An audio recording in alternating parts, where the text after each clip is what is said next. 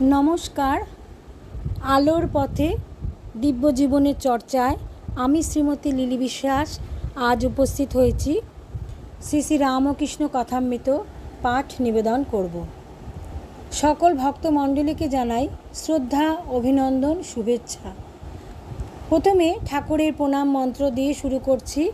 ওং স্থাপকায় চ ধর্মস্য সর্বধর্মস্বরূপিণে অবতার বরিষ্ঠায় রামকৃষ্ণায় তে নমো নমঃ।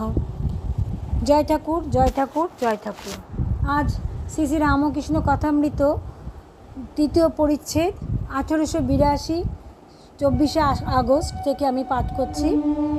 ঠাকুর ভক্ত সঙ্গে রয়েছেন শ্রী রামকৃষ্ণ দক্ষিণেশ্বর মন্দিরে। কামিনী কাঞ্চনী যোগের ব্যাঘাত। ঠাকুর বলছেন সাধনা ও যোগতত্ত্ব, সেটি সম্পর্কে ঠাকুর ভক্ত সঙ্গে কথা বলছেন। সেটি দিনটি বৃহস্পতিবার 9 ভাদ্র, শ্রাবণ শুক্লা দশমী তিথি। আজকাল ঠাকুরের কাছে হাজরা মহাশয়, রামলাল, রাখাল প্রভৃতি থাকেন।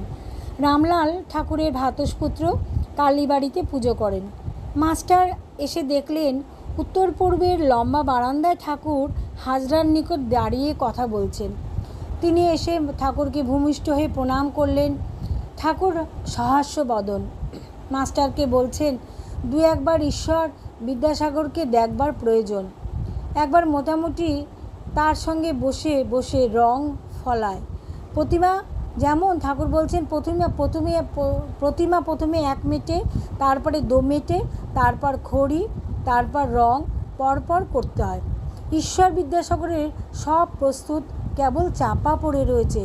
কতকগুলি সৎ কাজ করছে, কিন্তু অন্তরে কি আছে তা জানে না। অন্তরে সোনা চাপা রয়েছে, অন্তরে ঈশ্বর আছেন। জানতে পারলে সব কাজ ছেড়ে ব্যাকুল হয়ে তাকে ডাকতে ইচ্ছা হয়। ঠাকুর মাস্টারের সঙ্গে দাঁড়িয়ে কথা বলছেন, আবার কখনো কখনো বারান্দায় ঠাকুর বেড়াচ্ছেন। শ্রী রামকৃষ্ণ অর্থাৎ ঠাকুর বলছেন অন্তরে কী আছে জানবার জন্য একটু সাধন চাই। মাস্টারমশাই বলছেন, সাধন কি বরাবর করতে হয়? ঠাকুর বলছেন, না, প্রথমটা একটু উঠে পড়ে লাগতে হয়, তারপর বেশি পরিশ্রম করতে আর হবে না। যতক্ষণ ঢেউ, ঝড়, তুফান আর বাঁকের কাছ দিয়ে যেতে হয়, ততক্ষণ মাঝে দাঁড়িয়ে হাল ধরতে হয়। সেইটুকু পার হয়ে গেলে আর না। যদি বাঁক পার হলো আর অনুকূল হাওয়া বইল, তখন মাঝি আরাম করে বসে হালে হাতটা ঠেকিয়ে রাখে। তারপর পাল টাঙাবার বন্দোবস্ত করে তামাক সাজতে বসে। কামিনী কাঞ্চনের ঝড় তুফানগুলো কাটিয়ে গেলে তবেই শান্তি। ঠাকুর সুন্দরভাবে সহজ সরল ভাষায় তিনি ভক্ত সঙ্গে ঈশ্বরীয় তত্ত্ব, সাধন তত্ত্ব নিয়ে কথা বলছেন। ঠাকুর শ্রীরামকৃষ্ণ যোগতত্ত্ব নিয়ে কথা বলছেন। ঠাকুর বলছেন যোগীর লক্ষণ কেমন। ঠাকুর বলছেন কারো কারো যোগীর লক্ষণ দেখা যায়। এই সংসারেও কিছু কিছু মানুষের যোগীর লক্ষণ দেখতে পাওয়া যায়, তাদেরও কিন্তু সাবধান হওয়া উচিত। কামিনী কাঞ্চনী যোগের ব্যাঘাত। যোগভ্রষ্ট হয়ে সংসারে এসে পড়ে। ভোগের বাসনা কিছু ছিল, সেইগুলো হয়ে গেলে আবার ঈশ্বরের দিকে যাবে, আবার সেই যোগের অবস্থা। মাস্টারমশাই বলছেন, আজ্ঞে না, তা দেখা তো যায় না। ঠাকুর বলছেন ও দেশে আছে, বাঁশ নুয়ে রাখে, তাতে বড়শি লাগানো দড়ি থাকে। ঠাকুর এই বিষয়ে একটি উদাহরণ দিলেন মাস্টারমশাইকে, যে সটকা কল জানো কি? তখন মাস্টারমশাই বলছেন, না, আমি দেখিনি। তাই ঠাকুর তখন তাকে বোঝানোর জন্য বলছেন ও দেশে আছে, অর্থাৎ কামারপুকুরে এই জিনিস আছে। এই সটকা কল সম্পর্কে ঠাকুর বলছেন বাঁশ নুয়ে রাখা হয়, তাতে বড়শি লাগানো দড়ি বাঁধা থাকে। বড়শিতে টোপ দেওয়া হয়, মাছ যেই টোপ খায় অমনি সরাত করে বাঁশটা উঠে পড়ে। যেমন উপরে উঁচু দিকে বাঁশের মুখ ছিল, সেইরকমই হয়ে যায়। নিক্তি একদিকে ভার পড়লে নিচের কাঁটা উপরের কাঁটার সঙ্গে এক হয় না। নিচের কাঁটাটি মন, উপরের কাঁটাটি ঈশ্বর। নিচের কাঁটাটি উপরের কাঁটার সঙ্গে এক হওয়ার নামই যোগ।